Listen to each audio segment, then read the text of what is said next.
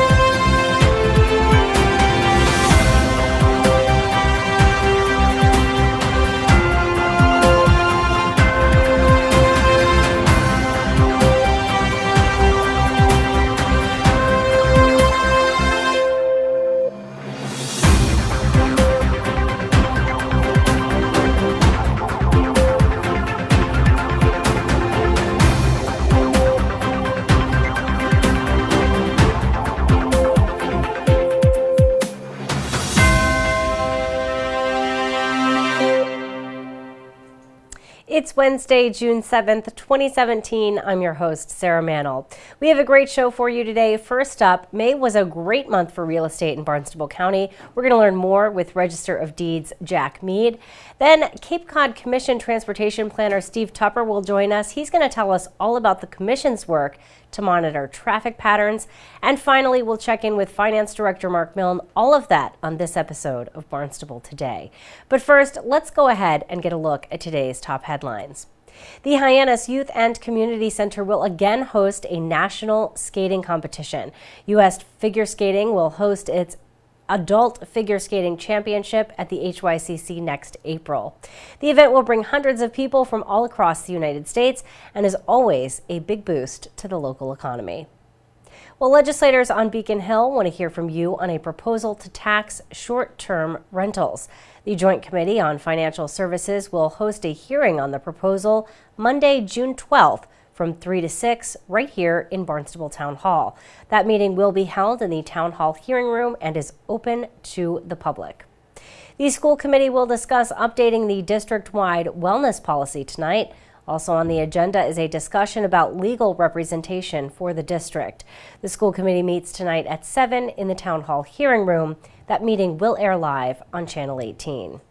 Well, up next, we are going to chat with Register of Deeds Jack Mead. So Jack, very, very good month for the month of May in Barnstable County as far as real estate goes. Talk to me a little bit about the numbers for May. As you mentioned, Sarah, we had a very strong month for May 2017. We were up nearly 9% in total volume of activity as compared to a year ago. And the value of sales was up significantly, 26.7% from last year, which meant at the end, the median property sale value was up 8.8% from a year ago. So very, very strong month with a median value up at 370, which is as high as we've seen in quite a while. Wow, it's such good news too. I know last month April was a little bit slower. We saw a tiny drop from April 2016. So good to hear that things are on the upswing again. Do you think that these numbers are so strong because maybe April was a little bit more slow? Well, a little bit. We had I think 2 fewer business days in April than the previous year, and we had a few more business days in May, so that shifts some of the numbers. The other end of it is May is always, typically a good strong month for us, one of the stronger of the year. That's one of the reasons why I try to focus, as the year goes on the volume, year-to-date volume of activity and sales value, because we've got 5 months in the bank, so to speak, for calendar year 2017, and we see that, aside from the fact that we've had month-to-month up and downs, our net is that we're 4.8% up in volume, 10% up in value, and the individual sales value is overall value, and the individual sales value is up 6.6% for the year. So, yeah, that's good that news. for 5 months, that's good news.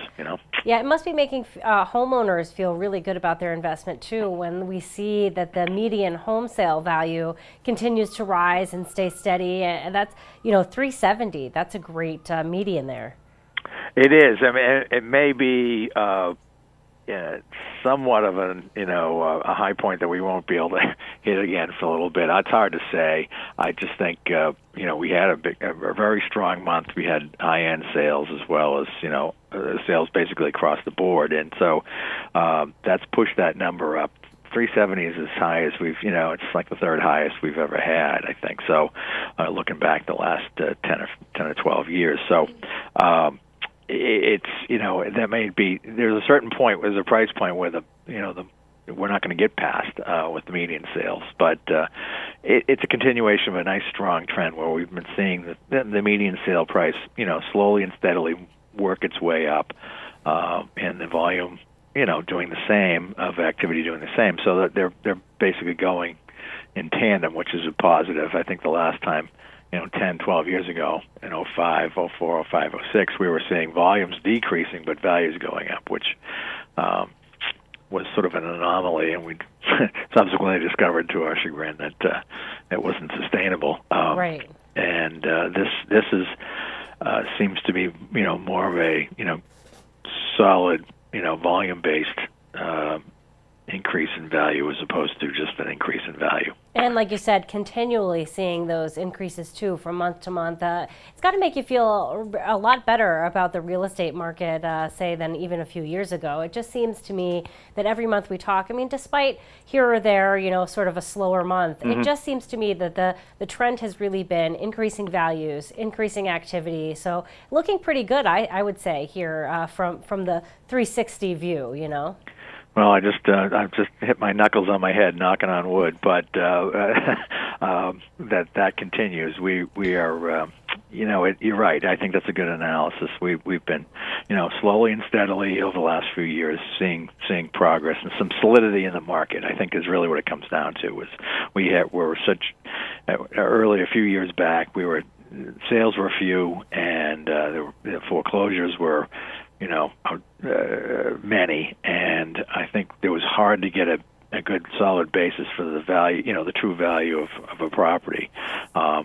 We now have a greater sample size. People have a better sense of, if they're buying into a neighborhood, they have a decent idea of what the appropriate price should be.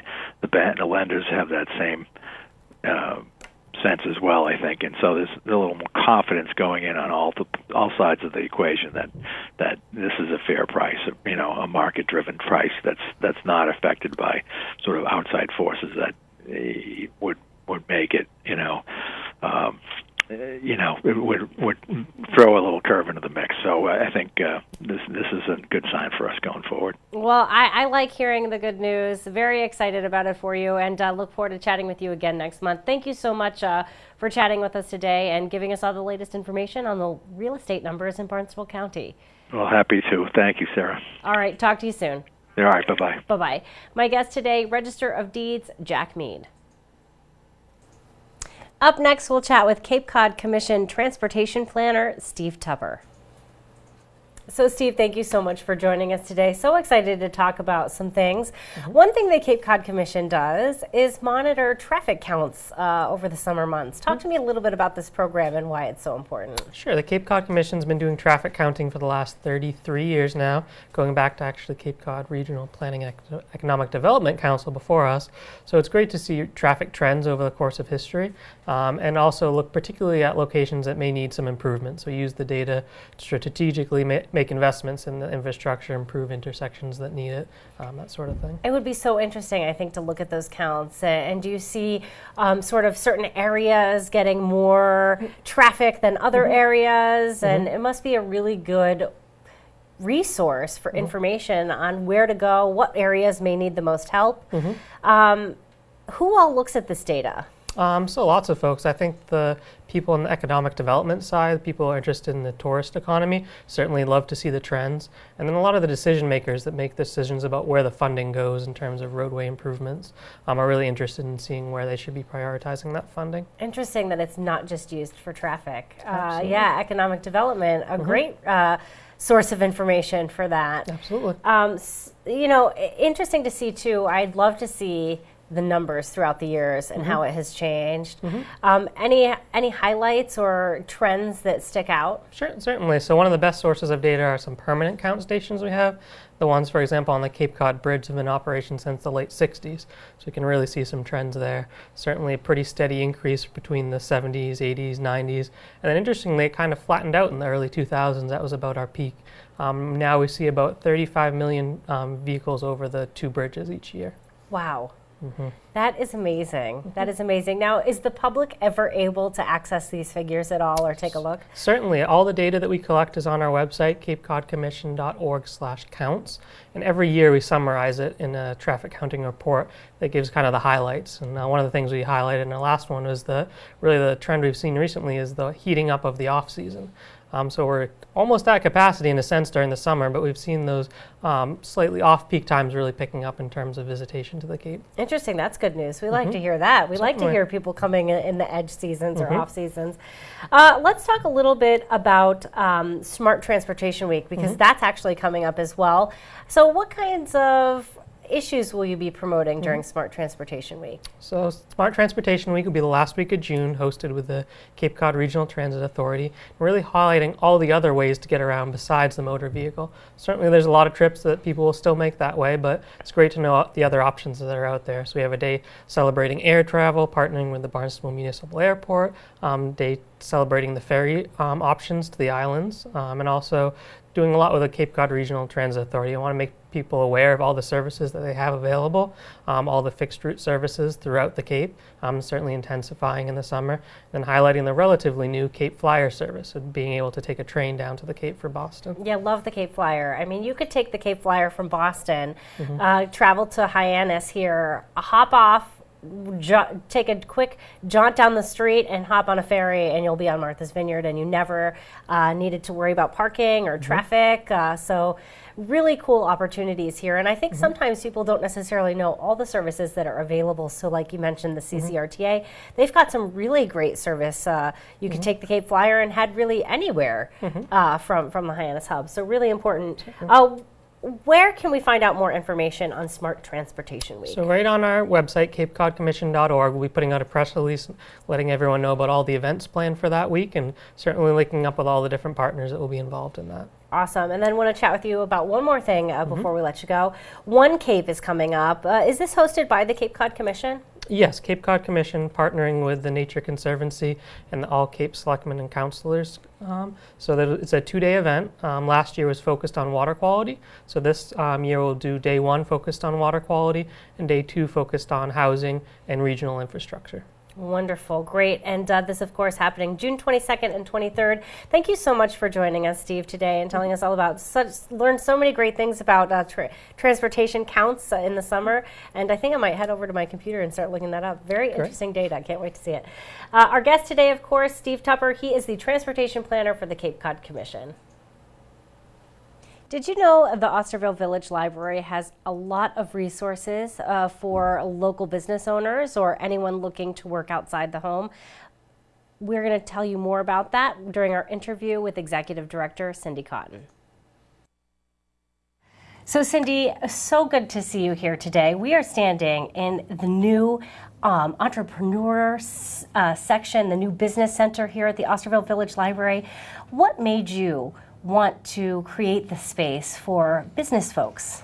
Well, walking through the library and talking with our patrons, there were so many people working out of the library, and we wanted to support their needs here. So it seemed like the perfect room and opportunity. This was the community room, named for Mrs. McGraw, and it kind of outgrew its space. So we moved that out into the atrium, and we reconfigured this room to make it suitable for people to come in and work. Let's talk about some of the features here in the business center, because there are a lot of features that people will really find great use for. So we have we have a shredder. Yep, we have a shredder, a HIPAA 3 level shredder. It's $1 a minute, and it does 25 pages at a time. It's great. You can see your stuff being shredded. You can do CDs, DVDs, paper clips, staples, and it's great. The motor doesn't burn out like the one at home after like 3 sheets of paper go in, and it doesn't get jammed easily. And it's a great asset for people and for, patrons of the library. And then, of course, if they need to make copies or they need to print something, there is a printer here, which is fabulous. I mean, these are resources you would find at a facility where you would pay for membership. And you're really trying to make this free for so many people in our community. Yes. We have, you do have to pay for the copies, but they're very inexpensive. It's like 25 cents for color, 10 cents for black and white. And we can do large format up to 11 by 17, which is nice, and you can use different stock papers. The machine, besides doing color and black and white copies, it is a fax machine, and it also scans to email and scans to USB for anybody with documents or things like that that they need to do. Wow. So cool. And then, of course, you have publications for business members. You have the Wall Street Journal, other publications for business. So they really, so many references and things that they can use here. Of course, Wi-Fi. Wi-Fi throughout. We also have Mac and Apple computers through the building. We have magazines, too, like Harvard Business Review, Wired, Forbes, Money Magazine. We've got business journals. As you mentioned, the newspapers. We, always have reference people on staff that can help with any computer questions or issues. And, these tables are sit to stand, so you can move them to collate projects. It's really limitless of what somebody can create or develop in here. Wow, really, really cool. And of course, you said people can make use of the other spaces in the library as well. So really cool changes that you have here. Very excited to see those. You also have a brand new art exhibit upstairs, which we want to talk about. What is this art exhibit you have? Well, we are thrilled. This was at the Cape Cod Maritime Museum, and it's called The Lore of the Lore. And it's Dr. Dunn's private collection of 19th and 20th century marine art. And they're the most exquisite pictures, artwork, and they all tell a story. And he is great at telling that story along with it. We're going to have him here on 2 occasions speaking about the exhibit. But the exhibit will be here through the 1st of October. Oh, wow, wonderful. So everyone has plenty of time to take a peek at that art exhibit.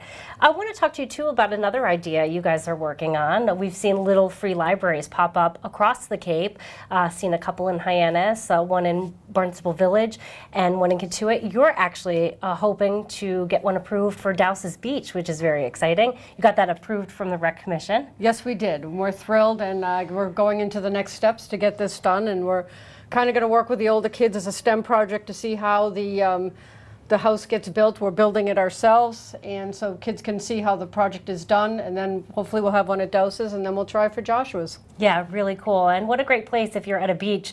You're in need of some reading material. There you go. The Little Free Library is the place to find it. What made you want to do that?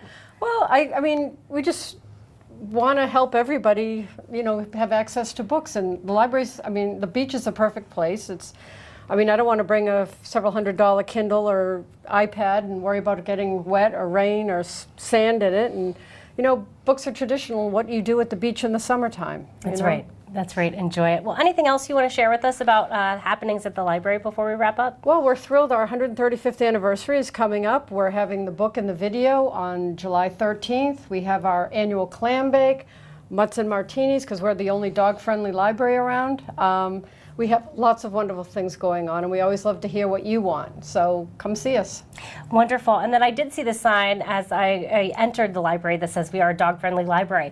What should people know about bringing their dogs to the library? Are there any rules or regulations that they should be aware of? Dogs need to be well behaved, and they need to make sure they stop by the circulation desk and get a treat.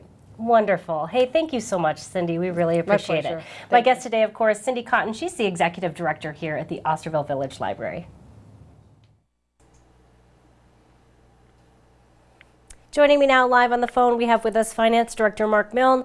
Mark, budget season has been intensely busy for you guys, and then right after or during the end of budget season, you're going through an audit process as well. Tell me a little bit about this annual audit.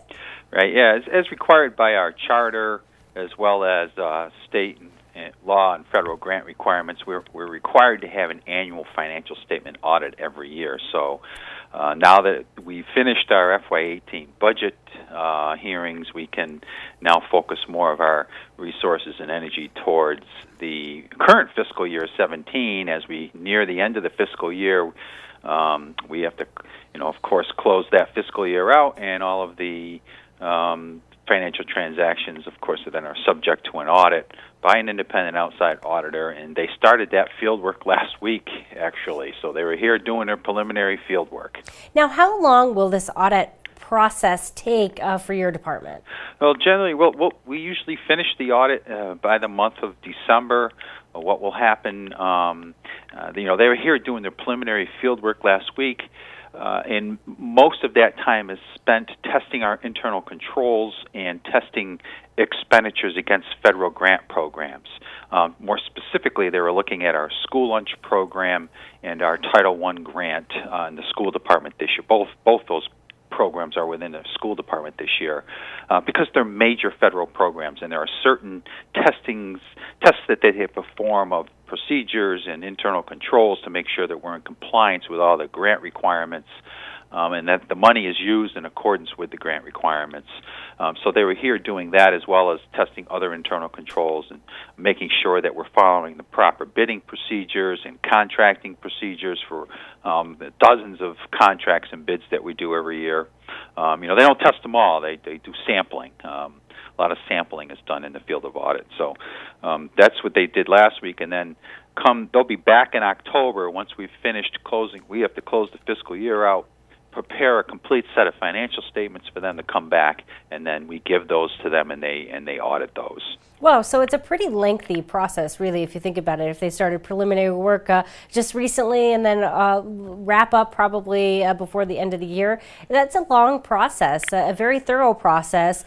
Is this something that, or is a certain agency responsible for that, or do we have to hire a company to do that audit? No, we're required to hire an independent outside auditor to perform the actual audit, but we have to perform. We perform, of course, all the internal financial reporting. Our staff, the finance division staff, is responsible for maintaining all the financial transactions of the town, and from our general ledger system, we produce a comprehensive set of financial statements that are in accordance with both state reporting requirements, federal reporting requirements, and generally accepted auditing accounting principles. And so there's multiple financial statements that have to be prepared because they have separate reporting requirements, and we have to do all that internally. But the outside auditor's job is to review those and to make sure that they present fairly all the financial condition of the town. Now, when they complete their audit, do they turn over to you, say, a report of everything that they found, or are you given, say, maybe a grade? How does that work? Yeah, there are 3 reports that they issue. One is they express an opinion on the financial statements themselves, whether or not they present fairly the financial condition of the town, and that's called an unmodified audit opinion, which is what you want to get, which is a clean opinion. So they'll issue that report. The second report that they issue is a schedule of expenditures, a schedule of federal expenditures, and they express an opinion, or they provide a report on internal controls, and they report on any questions, cost, or material findings that they may uncover during that review of the federal grant programs. And then the third report that they issue is what's referred to as the management letter, which are suggestions from the auditor for improvements to the town's internal controls. Wow, interesting. It must be a very helpful process. As painful as it sounds like it could be for your department, it must be a very wonderful process, really, to help you guide any changes that need to be made, or see any. Does it ever catch anything that you guys might have missed? Oh, absolutely. I mean, it is like you said, it's a very helpful process. We're the only department that is reviewed and audited by an independent outside agency every single year. So what we do comes under a microscope every year to make sure that we're doing it properly. Because, after you're dealing with taxpayer money and financial transactions, you want to make sure that you manage those as best you can. And so this management letter that they issue every year is very helpful in that they may spot things that we could be doing a better job at, for example. And so they, we find that particular report is helpful for us from an operational standpoint. And, a lot of communities look at that from a critical standpoint, saying that this is just a criticism of the department and the way it operates. Well, it's not necessarily. You don't have to look at it that way. You can look at it from a perspective that this will just make us stronger. Right. If they find some suggestions to improve our internal controls, let's take a look at those and see if they're reasonable and whether or not we can adopt them. Of course, there's always a cost-benefit relationship that you have to analyze. The best internal controls require a lot of people and a lot of segregation of duties, but you can't afford that necessarily. So right. Sometimes you have to weigh those decisions as to whether or not you can implement them. Yeah, it's such an interesting process. Thank you so much for joining us today, telling us all about it. Glad to hear it. And, of course, we'll chat with you again next week. Okay, Sarah. Thanks, you. Mark. Bye-bye. Bye-bye. Our guest today, Finance Director Mark Milne. Now we're going to find out what's happening around town in today's community calendar with Megan Mamlock. You can enjoy a pint with your pup at the MSPCA Pint and Paws event at the Cape Cod Beer. This event will help raise money for the MSPCA in Centerville. Tickets are just $40. The Pint and Paws event will be held Thursday, June 8th at the Cape Cod Beer from 6:30 to 8:30 p.m. This week you can help contribute to fighting breast cancer by purchasing delicious desserts, bakeries, and such at Pain d'Avignon Caf Boulangerie and a dozen other restaurants and cafes that are participating in the second annual Cape Cod and Islands Bake for Breast Cancer event. These establishments have an option to designate all their sales from one specific dessert or 50% of the proceeds from their entire dessert menu to support breast cancer care and research. To support the cause, you can find a complete list of establishments Monday, June 5th through Sunday, June 11th at thebakeforbreastcancer.org. Now let's get a look at this week's Boards Committee and Commission meeting schedule.